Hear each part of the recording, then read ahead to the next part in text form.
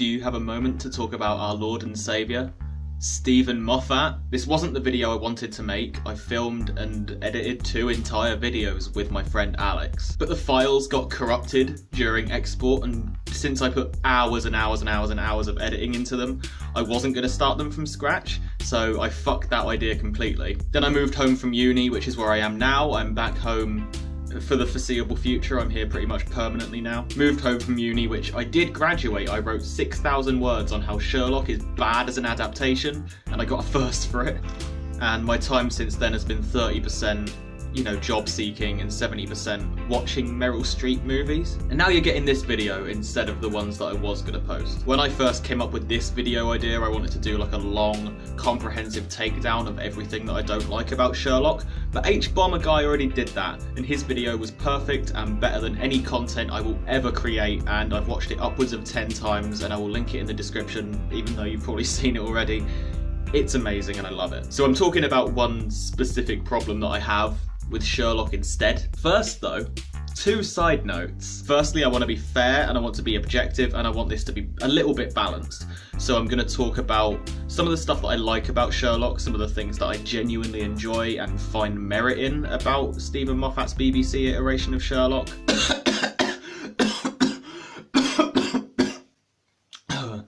Secondly, some background information on Stephen Moffat that you may not know. He was born, like most babies, crying and screaming and unable to successfully execute a full season of television. Most of us grow up from that phase.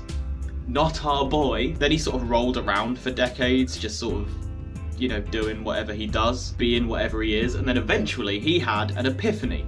And luckily, I know exactly what that epiphany was, because it's evident in pretty much every single piece of TV he's come out with since about 2007. At some point around the early to mid-noughts, he just went, I should take every single historic piece of old British pop culture and put them smack bang in the middle of the modern day.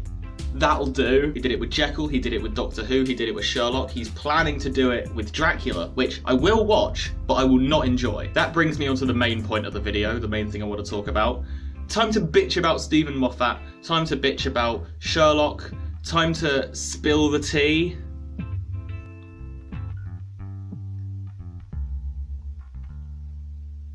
This is a cup of coffee. I want to talk about where he went wrong with Sherlock, which is that he thought modern Sherlock was the coolest, most groundbreaking thing that any human mind had ever conceived, which it's not, but he thought it was.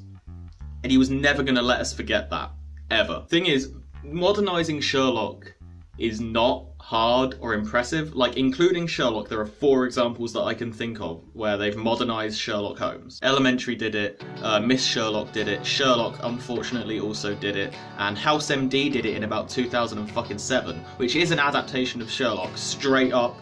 Do not try and convince me that it's not. But adapting Sherlock to the modern era works because the compelling thing about Sherlock isn't his location or the time period that it's in, it's all of his personality traits. It's his characteristics, like he's cold and calculating, but he's loyal to his friends and the people that he cares about, and he has this inner warmth. He's observant, not fucking magic, and he doesn't quite get social interaction, like he's getting there, but he's still, learning the ropes about how to interact with people. There's more to it than that, but his appeal is divorced from his setting and his location, which means you can put him in pretty much any setting you want, and as long as you write the character well, it's still engaging, it's still interesting, and it's still Sherlock Holmes. That's why Miss Sherlock is interesting, because it's engaging to watch a Japanese woman take on those personality traits. That's why House MD is engaging and interesting, because he has all of those characteristics, except that he is a medical genius. Mark Gatiss actually said that Victorian London and then later on Edwardian London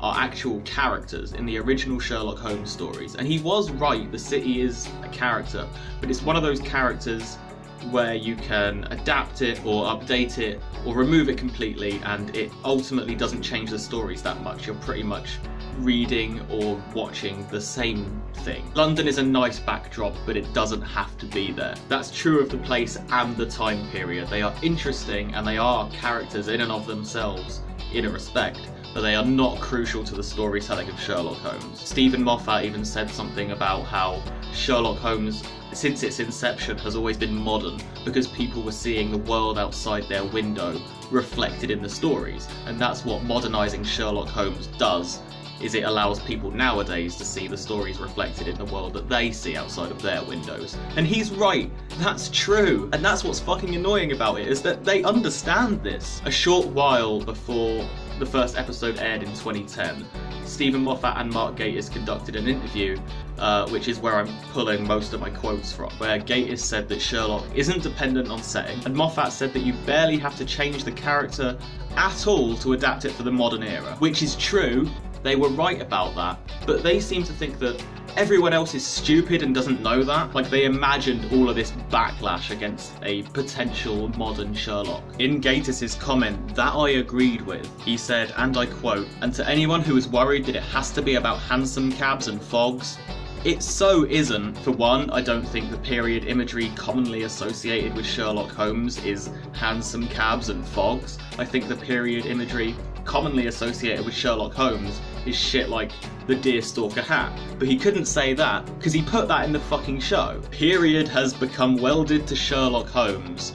Who has done that? Who is doing that? Who is trying to say that Sherlock Holmes has to be Victorian? I have never, and I might be wrong about this, but I have never heard a person say that in my life. No one that I'm aware of is arguing that it's impossible to modernise. But because they thought they had to overcome this monumental encumbment of non-existent nationwide backlash, they really drove home the fact that it was modern in the show. They came up with the entire premise of Sherlock by sitting on a train together and going, what if we had Sherlock, but instead of being old and boring in the olden times, it was now. That's original. That's really good. Yeah, there's a reason that I'm targeting Moffat more than I'm targeting Gatiss in this video. Like, there's a reason I've titled it Moffat and not both of them. And that's because I think Gatiss's intentions were misguided, but ultimately fine. Like, he was also obsessed with this modern angle to like a weird extent, and he was also imagining this backlash against it. But he was just saying shit like, hey, we could make a modern Sherlock. We can, you know, do that. That's fine.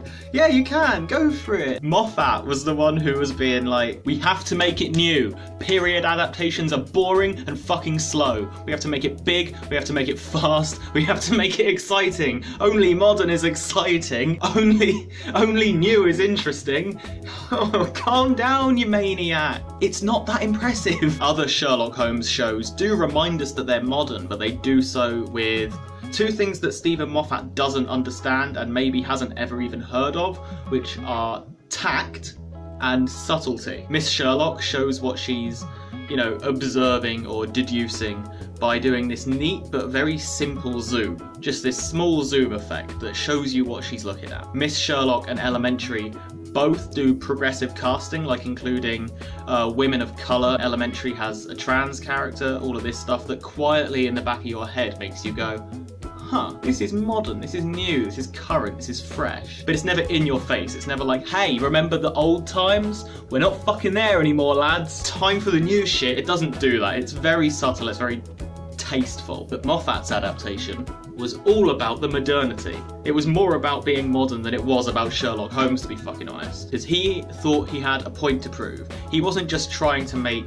a good Sherlock show. He was trying to make what he envisioned as the only good Sherlock Holmes adaptation, the only good modern iteration of Sherlock Holmes, the biggest, bestest, most impressive, biggest spectacle of a show that anyone had ever seen about Sherlock Holmes. That's what he thought he was making. This is something we've seen with all of his shows. It happened with Jekyll, it happened with Doctor Who as well. He believes his own hype, which is something that Hbomb said in his video. He thinks that everything he says is culturally groundbreaking. He thinks he's destroying all boundaries and all limitations with the content he's making, but really it's not at all. But he believes that that's what he's doing. He believes his own hype, and so he thought when he made Sherlock that he was going to be making the biggest, most culturally iconic piece of TV media that has ever been produced. Like, it had to be huge, it had to go fast, it had to be Sonic the Hedgehog, it had to be exciting, and that was at the expense of stuff like plot or characterization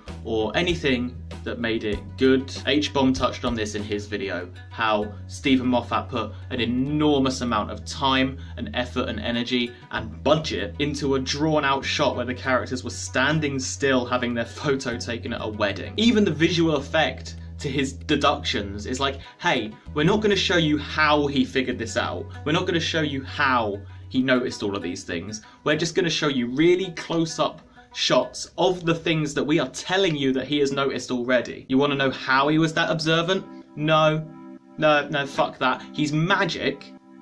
We're just going to show you what he's already noticed and you're going to believe us. And we're going to do it in this overwhelming, flashy way because look, it's new and it's modern and it's exciting and no TV show about Sherlock Holmes has ever looked this new before. It honestly, after a while, it just gets draining. And initially I did think it was good. When I first watched Sherlock back in the day, I was like, oh, this is really cool, this is really interesting. But once you know the trick of the show, once you know that he's doing it just to make it look flashy and cool and new and modern because he thinks that's the only way that you're ever going to enjoy it, going back to watch it is a chore. Like, I went back and I watched all of the episodes that I could stomach, which was about 7, in preparation for this video, and when you go back and watch it again with this in mind, it honestly just gets so difficult to watch. I've got myself a little bit worked up. This always happens when I talk about Sherlock, but to calm down for a second, the problem isn't strictly that he wanted to make Sherlock look modern. That's absolutely fine.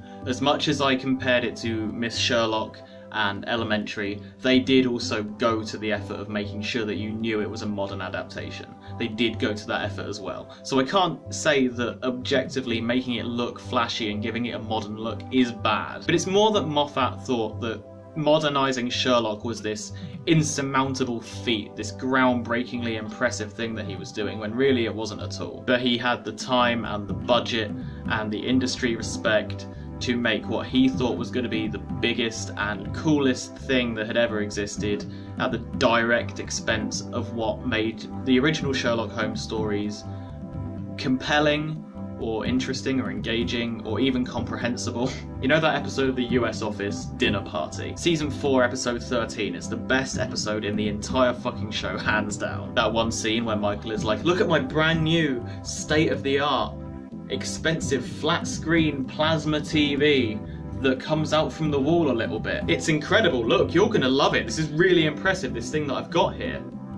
Observe it and, you know, be jealous. And he shows them this like 8-inch wall-mounted Game Boy looking piece of shit that probably costs like $20 and only comes like 6 inches out of the wall, where he's like super fucking proud of it but has to stand on his feet in the middle of the room about 2 feet away from it so that he can see and enjoy it. That's Moffat announcing Sherlock in 2008. Don't watch Sherlock. If you've seen it already and enjoyed it, don't go back and watch it more.